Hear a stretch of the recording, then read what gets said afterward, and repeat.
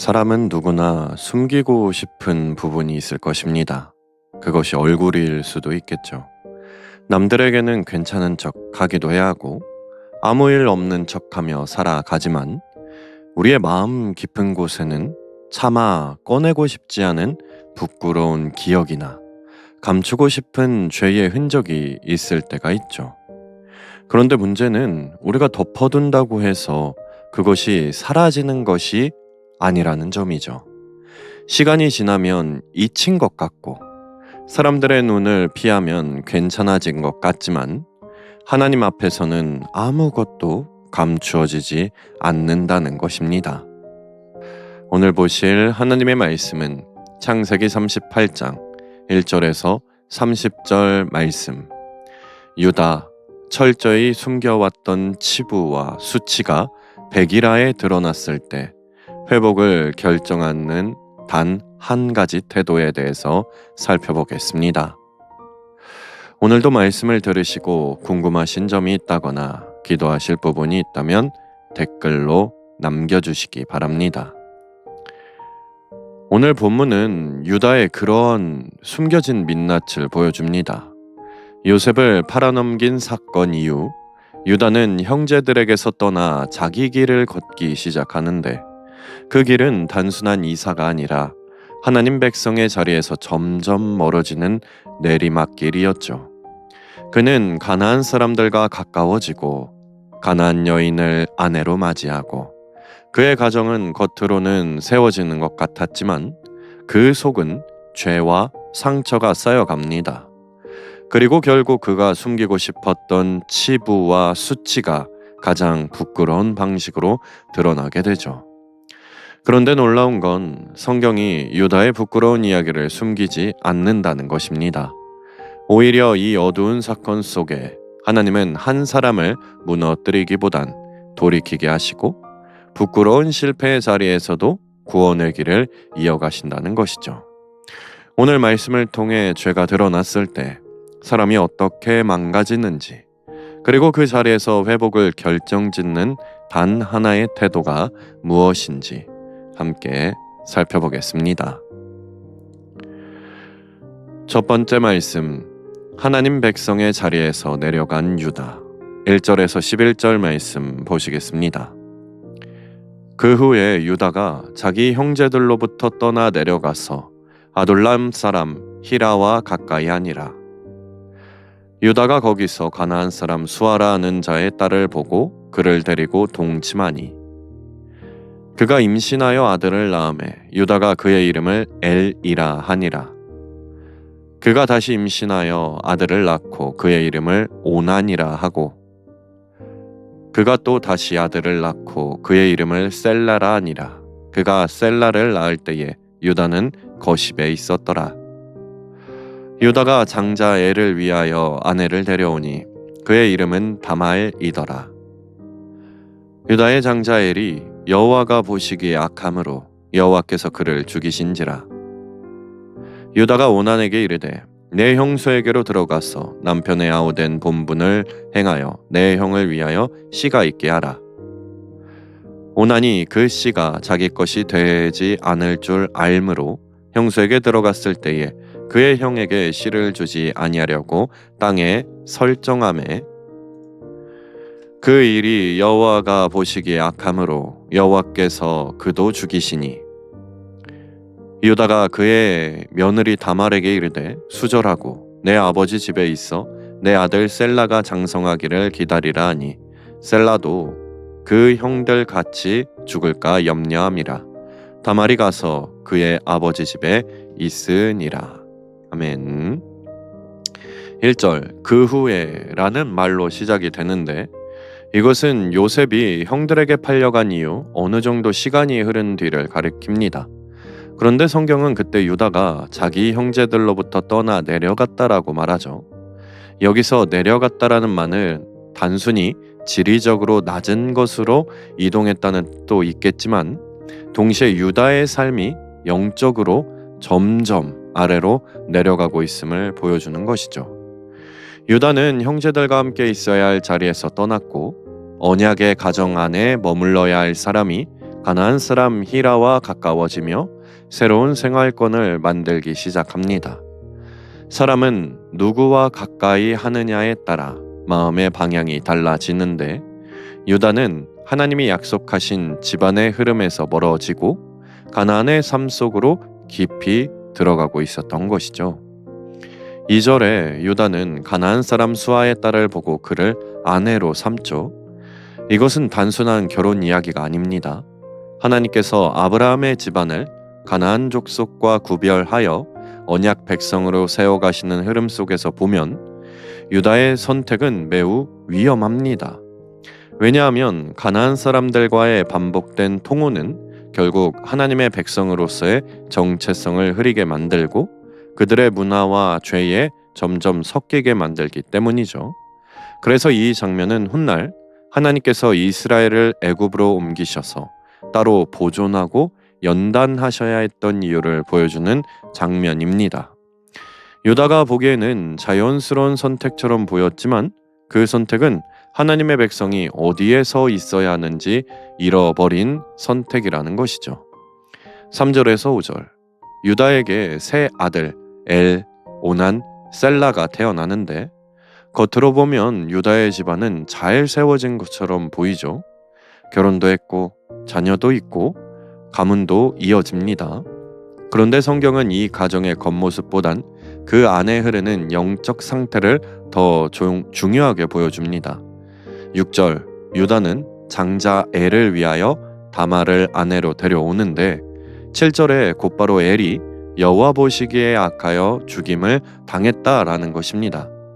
그의 죄가 구체적으로 무엇이었는지 기록되어 있지는 않지만 결혼 이야기와 이어지는 흐름을 보면 성적인 타락과 깊이 관련된 악이었을 가능성이 크다는 것이죠. 여기서 중요한 것은 사람 눈에 보이는 가문은 세워지는 것 같았지만 하나님 보시기에는 그 속이 이미 무너지고 있었다는 사실이죠. 8절 유다는 오난에게 형수 다말에게 들어가 형의 대를 이어주라고 명합니다. 이것은 당시 계대 결혼의 관습인데 자식 없이 죽은 형제의 이름과 가문이 끊어지지 않도록 남은 형제가 책임을 지는 제도입니다. 단순히 자녀를 낳는 문제가 아닌 죽은 형제의 이름을 기억하고 그의 가문을 긍휼히 세워주는 희생의 의미였죠.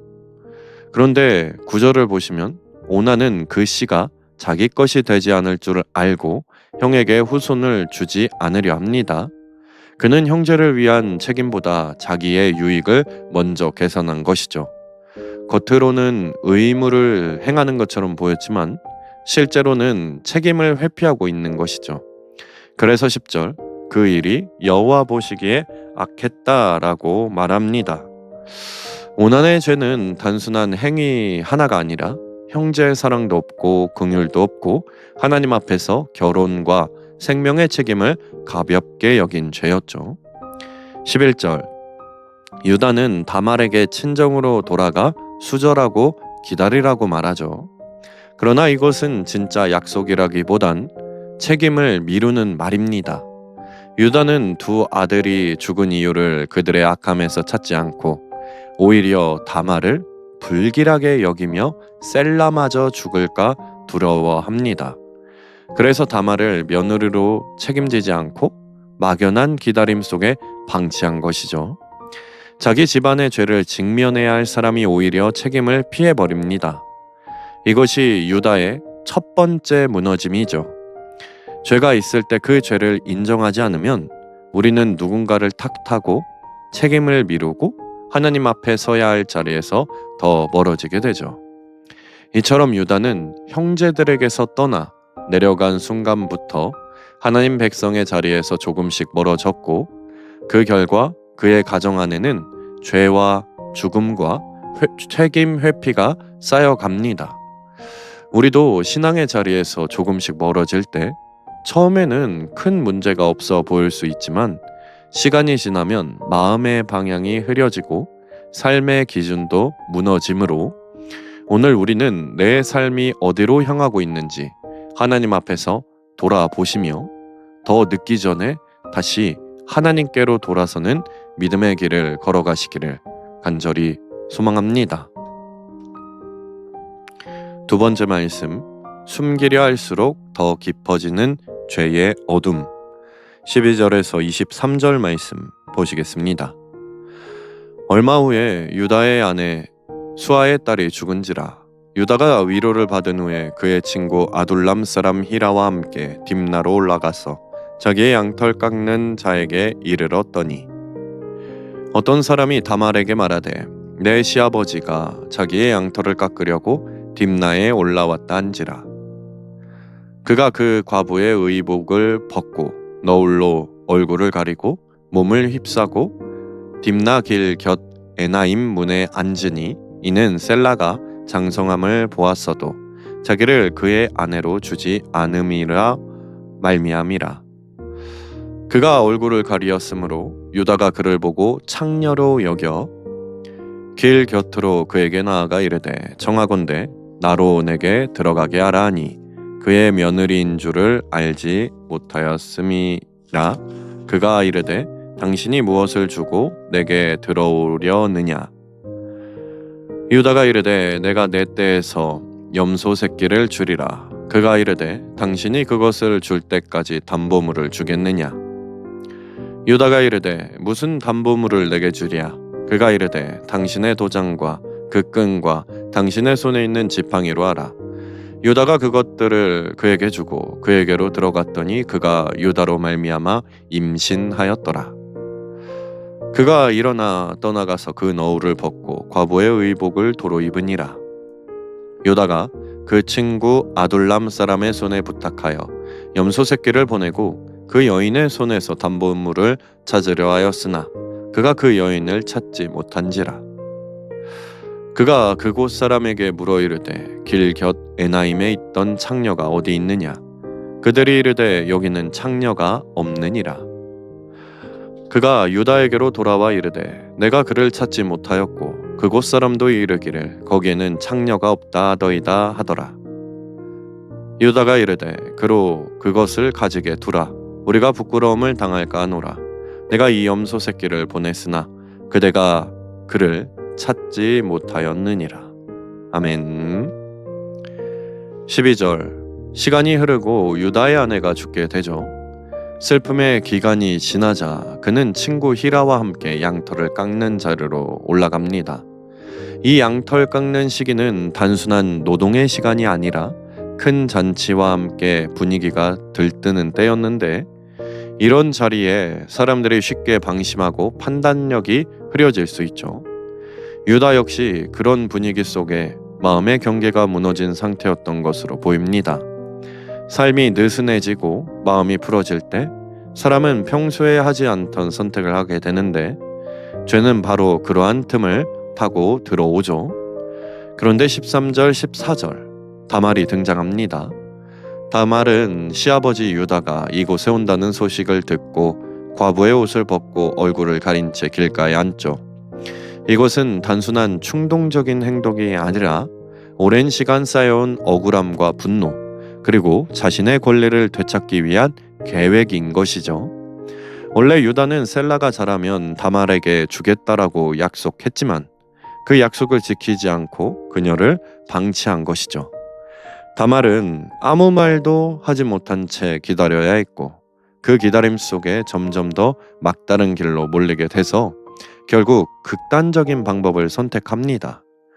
이것은 옳은 방법이라고 말할 수는 없지만 동시에 유다의 책임 회피가 또 다른 죄의 상황을 만들어낸 것이죠. 15절 16절, 유다는 다말을 알아보지 못하고 창녀로 여기며 다가갑니다. 여기서 중요한 건 유다가 전혀 의심하지 않았다는 점이죠. 이미 그의 삶 안에 그런 선택들이 자연스러워져 있었기 때문일 것입니다.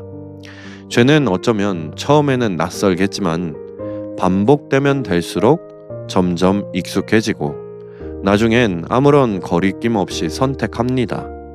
더 나아가 그는 무엇을 주고 들어가겠느냐라는 말에 아무런 망설임 없이 거래를 시작하죠. 관계가 완전히 물질적인 계산으로 바뀝니다. 이것이 하나님 없이 살아가는 삶의 모습이죠. 사람을 만나는 것이 아니라 조건과 대가로 관계를 맺게 됩니다. 17절 18절 다말이 담보물을 요구하죠. 도장과 끈 그리고 지팡이는 단순한 물건이 아니라 유다 개인의 신분과 권위를 나타내는 중요한 표식이죠. 그런데 유다는 그것을 아무 생각 없이 넘겨줍니다. 그 순간은 단순한 거래처럼 보였겠지만 결국 그것이 자신의 죄를 드러내는 결정적인 증거가 되죠. 죄를 지을 때 사람은 그 결과를 깊이 생각하지는 않습니다. 당장의 욕망과 상황에 끌려 선택하지만 그 선택은 반드시 흔적을 남기고 언젠가는 드러나게 될 것입니다. 하나님 앞에서는 숨겨지는 죄가 없기 때문이죠. 20절부터 23절 유다는 뒤늦게 상황을 정리하려고 하죠. 친구를 보내 약속한 염소를 주고 담보물을 찾으려 하지만 그 여인을 끝끝내 찾지 못하죠. 그리고 23절 부끄러움을 당할까 하노라. 이 일을 덮어버리려고 하죠. 여기서 유다의 마음이 드러난 것입니다. 그는 죄 자체를 두려워한 것이 아니라 그 일이 드러나서 사람들이 알게 되는 것을 두려워한 것이죠. 하나님 앞에서의 문제보다 사람 앞에서의 체면을 더 중요하게 여깁니다. 이것이 죄의 또 다른 모습인 것이죠. 죄는 회개로 나아가게 하기보단 더 깊이 숨게 만들고 나의 체면, 겉모습만 지키려 하게 만듭니다. 이처럼 유다는 자신의 삶 속에서 점점 죄에 익숙해지고 그 죄를 숨기려 하면서 더 깊은 어둠 속으로 들어가고 있죠. 우리도 마찬가지일 것입니다. 죄를 가볍게 여기고 숨기고 덮어두려고 하면 할수록 그것은 사라지지 않고 오히려 더 크게 자라나죠. 그래서 하나님은 우리에게 죄를 숨기지 말고 빛 가운데로 가지고 나오라고 말씀하십니다. 오늘 우리의 삶 속에서도 혹시 감추고 있는 부분이 있다면 더 늦기 전에 하나님 앞에 내려놓고 돌아서는 믿음으로 나아가시길 간절히 소망합니다. 세 번째 말씀, 드러난 죄 앞에서 인생이 갈리는 순간. 24절에서 30절 말씀 보시겠습니다. 석 달쯤 후에 어떤 사람이 유다에게 일러 말하되 내 며느리 다말이 행음하였고 그 행음함으로 말미암아 임신하였느니라. 유다가 이르되 그를 끌어내어 불사르라. 여인이 끌려나갈 때에 사람을 보내어 시아버지에게 이르되 이 물건 임자로 말미암아 임신하였나이다. 청하건대 보소서 이 도장과 그 끈과 지팡이가 누구의 것이니까 한지라. 유다가 그것들을 알아보고 이르되 그는 나보다 옳도다. 내가 그를 내 아들 셀라에게 주지 아니하였음이로다 하고 다시는 그를 가까이 하지 아니하였더라. 해산할 때에 보니 쌍태라. 해산할 때에 손이 나오는지라. 쌈파가 이르되 이는 먼저 나온 자라 하고 홍색실을 가져다가 그 손에 메었더니 그 손을 도로 들이며 그의 아우가 나오는지라. 쌈파가 이르되 내가 어찌하여 터뜨리고 나오느냐 하였으므로 그 이름을 베레스라 불렀고 그의 형 곧 손에 홍색실 있는 자가 뒤에 나오니 그의 이름을 세라라 불렀더라. 아멘. 24절 사건이 전환점을 맞이하게 됩니다. 다말이 임신했다는 소식이 유다에게 전해지는데 유다의 반응이 매우 강하죠. 그를 끌어내어 불사르라. 단순한 분노가 아니라 가문의 명예를 지키겠다는 판단이죠. 당시 가부장 사회에서는 가장이 가족의 생사까지 결정할 수 있었기 때문에 이런 명령이 가능했는데 여기서 중요한 것은 유다가 자신의 죄는 전혀 생각하지 못한 채 다말의 죄만을 판단하고 있다는 점이죠. 사람은 이처럼 자신의 죄에는 관대하고 다른 사람의 죄에는 엄격하기 쉽다는 것이죠. 특히 자신의 체면과 명예가 걸려 있을 때는 더 그럴 것입니다. 유다는 지금 하나님 앞에서가 아니라 사람 앞에서 수치를 기준으로 판단하고 있습니다. 그런데 25절 상황이 완전히 뒤집히죠. 다말이 사람을 보내어 이 물건의 임자로 말미암아 내가 임신했다. 도장, 끈, 지팡이를 내보이죠. 이 장면은 매우 긴장감이 있습니다. 유다가 숨기고 싶었던 죄의 흔적이 한순간에 드러나는 장면이기 때문이죠. 그는 더 이상 피할 수 없는 자리에 서게 되었고, 여기서 중요한 것은 다말의 말일 것입니다. 보소서. 단순히 보여준다는 의미가 아니라 자세히 보시고 확인하십시오라는 뜻입니다. 즉 이제는 더 이상 숨길 수도 없고 진실을 직면하라는 요구이죠. 하나님은 때로는 우리가 감추고 있던 죄를 이런 방식으로 드러내기도 합니다. 우리가 스스로 내려놓지 않으면 결국 드러나게 하셔서 우리를 진실 앞에 세우시죠. 26절, 유다는 중요한 선택을 합니다. 그는 나보다 옳도다. 이것은 단순한 인정이 아니라 자신의 잘못을 분명히 받아들이는 회개의 시작입니다. 다말의 행동이 완전히 의롭다는 뜻이 아니라 자신이 약속을 지키지 않고 책임을 회피한 것이 더 큰 문제였다는 것을 인정하는 것이죠. 유다는 지금까지 숨기고 덮고 외면해 왔던 자신의 죄를 처음으로 직면하고 다시는 그를 가까이 하지 아니하였다라고 말하고 있는데, 단순히 관계를 끊었다는 의미를 넘어서 더 이상 같은 죄를 반복하지 않겠다는 결단인 것이죠. 이처럼 진짜 회개는 말로 끝나는 것이 아니라 삶의 방향이 바뀌어야 합니다. 27절부터 30절, 다말이 쌍둥이를 낳죠. 출산 과정이 매우 특이하게 묘사되는데 손이 먼저 나왔다가 다시 들어가고 다른 아이가 먼저 나옵니다. 인간적으로 보면 혼란스럽고 예상하지 못한 상황이지만 성경은 이 장면을 통해 하나님의 역사가 인간의 질서와 예상과는 다르게 이루어진다는 것을 보여주죠. 겉으로 보면 가장 부끄러운 사건 속에 태어난 아이임에도 그중 베레스가 훗날 구원자, 우리의 메시아, 예수 그리스도의 계보로 이어지게 되죠. 이것은 한낱 인간의 죄와 실패가 위대하신 하나님의 계획을 막을 수는 없다는 것을 보여줍니다. 이 장면 전체를 보면 한 가지 분명한 사실이 드러나는데, 죄가 드러났을 때 그 자리에서 어떻게 반응하느냐가 인생을 결정합니다. 유다가 끝까지 숨겼다면 그는 더 깊이 무너졌을 것이나 그는 드러난 자리에서 도망가지 않고 인정하죠. 그것이 회복의 시작이기 때문입니다. 하나님은 완벽한 사람을 사용하시는 것이 아니라 자신의 죄를 인정하고 돌이키는 사람을 사용하시기 때문이죠. 그러므로 오늘 우리의 삶 속에서도 드러난 죄 앞에서 숨기지 않고 하나님 앞에 나아가는 용기로 무너짐이 아니라 회복으로 나아가시는 온전한 하루가 되시기를 간절히 소망합니다. 오늘도 말씀을 들으시고 궁금하신 점이 있다거나 기도하실 부분이 있다면 댓글로 꼭 남겨주시기 바랍니다. 함께 기도하겠습니다. 말씀을 정리하겠습니다. 유다의 이야기를 보면 한 사람의 인생이 어떻게 무너질 수 있고 그 무너짐 속에서도 어떻게 다시 세워질 수 있는지를 보여주고 있죠. 형제들에게서 떠나 내려가면서 시작된 작은 균열이 결국 가정 전체를 흔드는 죄와 수치로 이어졌고, 숨기고 싶었던 부끄러운 일들이 가장 드러나지 말아야 할 방식으로 드러나게 되죠.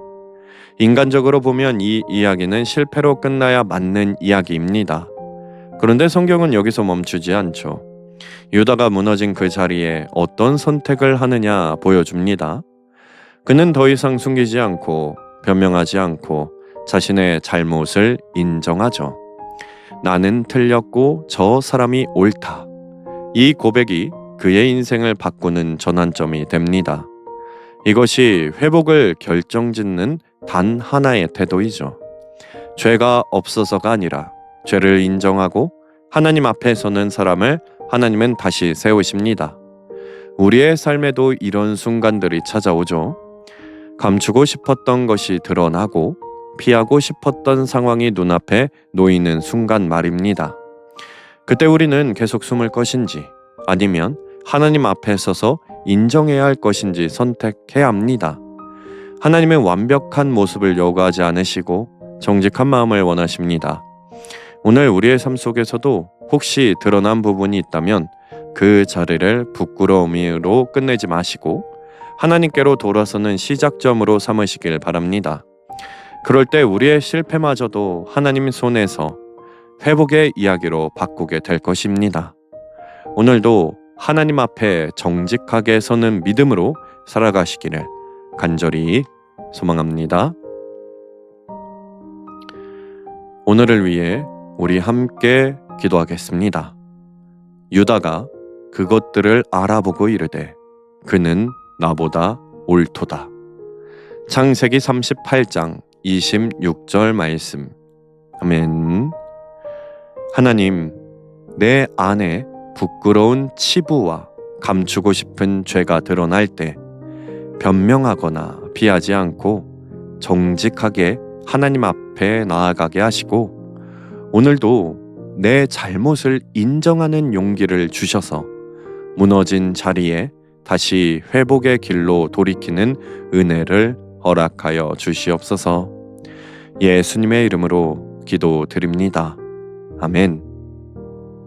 좋아요와 구독으로 사역에 동참해 주세요.